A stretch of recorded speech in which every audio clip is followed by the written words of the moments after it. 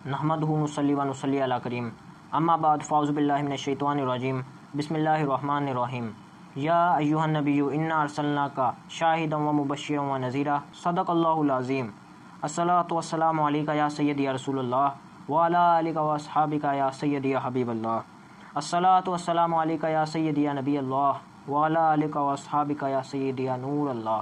اللہ تعالیٰ قرآن مجید میں ارشاد فرماتا ہے، اے غیب کی خبریں دینے والے نبی، ہم نے آپ کو حاضر ناظر، خوشخبری دینے والا اور ڈر سنانے والا بنا کر بھیجا۔ اس آیت مبارکہ میں اللہ تعالیٰ نے اپنے نبی کو حاضر ناظر کہا۔ حاضر ناظر کے معنی کیا ہیں، اس کا مطلب کیا؟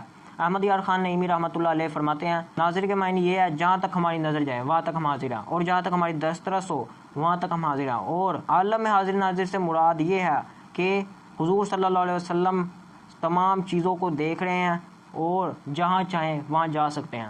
حضرت ابن عمر رضی اللہ عنہ سے روایت ہے کہ اللہ تعالیٰ کے آخری نبی صلی اللہ علیہ وسلم نے فرمایا، اللہ تعالیٰ نے میرے لیے زمین کو اٹھا دیا اور اس میں تمام چیزوں کو اس طرح دیکھ رہا ہوں جس طرح میں اپنے ہتھیلی کو دیکھ رہا ہوں۔ حضور صلی اللہ علیہ وسلم نے فرمایا کہ اللہ تعالیٰ نے میرے لیے اس زمین کو اٹھا دیا اور میں نے اس کے مشرق اور مغرب کو دیکھ لیا۔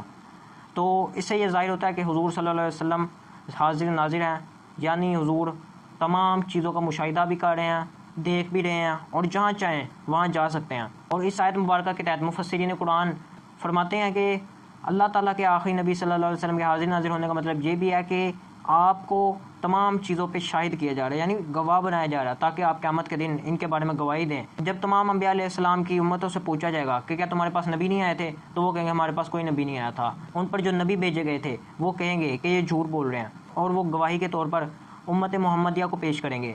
اور امت محمدیہ جب گواہی دے گی کہ یہ انبیاء کرام سچے ہیں، تو ان کی امتیں کہیں گی انہوں نے ہمارا زمانہ نہیں دیکھا، تو ان کو کیسے پتا کہ ہمارے پاس نبی آئے تھے یا نہیں آئے تھے؟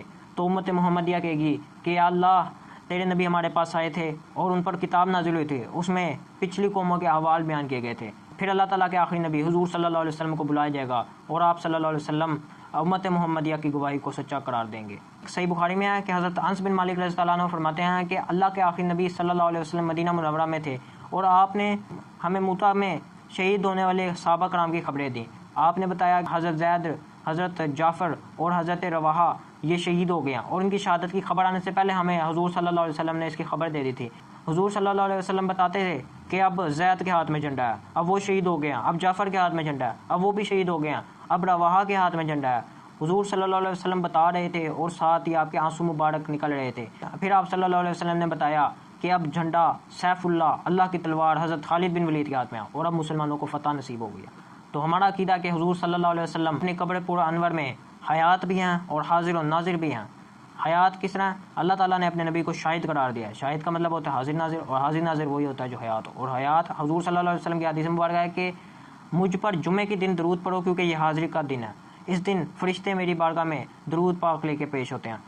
تو ایک صحابی نے عرض کی، یا رسول اللہ کیا یہ وفات کے بعد بھی؟ تو حضور صلی اللہ علیہ وسلم نے فرمایا کہ اللہ تعالیٰ نے انبیاء کرام علیہ السلام کے جسم مٹی پر حرام کر دیا کہ ان کو کھائے، اور اللہ کا نبی اپنی قبر میں زندہ ہوتا ہے اور اس کو اللہ روزی بھی عطا کرتا ہے۔ تو اس سے یہ ثابت ہوا کہ اللہ کے نبی اپنی قبر پر انور میں حیات بھی ہیں اور حاضر و ناظر بھی ہیں، جب چاہیں جدھر چاہیں جا بھی سکتے ہیں اور پوری دنیا کے نظام کو دیکھ بھی رہے ہیں، اور وہ شاہد ہوں گے قیامت کے دن۔ اور ایک اور جگہ صحیح بخاری میں کہ حضور صلی اللہ علیہ وسلم نے فرمایا، اللہ کی قسم میں اس وقت اپنے حوض کوثر کو دیکھ رہا ہوں۔ تو اللہ تعالیٰ کے آخری نبی دنیا میں رہ کر اپنے حوض کو دیکھ لے، دنیا میں رہ کر نماز پڑھاتے ہوئے اپنے ہاتھ کو بڑھائیں تو جنت میں چلا جائے۔ اور شاعر نے بھی کیا خوب کہا، سر عرش پر ہے تیری گزر، دل فرش پر ہے تیری نظر، ملکوت و ملک میں کوئی بھی شے نہیں جو تجھ پر آیا نہیں۔ اللہ تعالیٰ سے دعا، اللہ تعالیٰ ہمیں حضور کی محبت نصیب فرمائے اور حضور کے بتائے ہوئے رستہ پر چلنے کی توفیق عطا فرمائے۔ آمین بجائے خاتم النبیین صلی اللہ علیہ وسلم۔